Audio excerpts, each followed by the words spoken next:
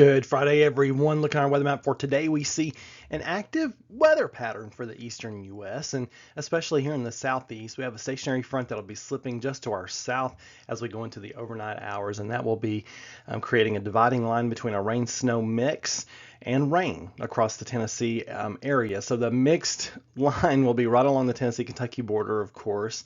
And so it doesn't look like we're going to get any accumulation from this. That looks to stay across areas of Illinois, Indiana, and Ohio, and especially West Virginia. Parts of Kentucky could get some light accumulation. There's some winter weather advisories being issued for those folks this morning. But this is for later on tonight. We could see a few showers this afternoon and going into the evening, especially as we get closer to sunset. But the best chance for precipitation will come in the overnight hours, tapering off as flurries on Saturday morning. If you look farther west, you'll see some more heavy mountain snows across the Rockies. Looking at our 5-day forecast, 50% chance for a shower this afternoon and evening, going into the overnight hours, mixing with snow as we get later into the night, and probably ending as a few snow flurries early Saturday morning. But look at that, highs in the mid-50s for our Friday, southeast winds 10 to 15 gusts to 20. And then on Saturday, highs only in the mid-30s with northwest winds 10 to 15, gusting to 20, and going into the teens Saturday night. So definitely a taste of winter, but never fear. By Sunday, we're warming up in the mid-40s, Monday, low 50s, and then Tuesday into the low 50s as well, with southerly winds returning.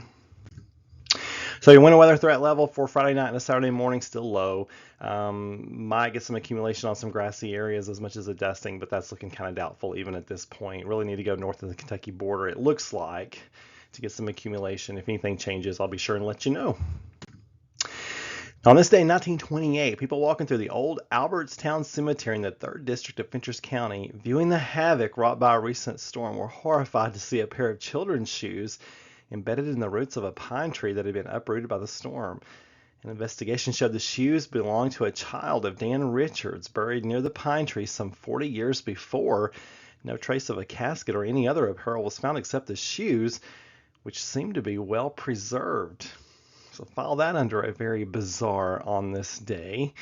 You folks have a wonderful Friday and keep looking up for more weather information, meteorologistmark.com.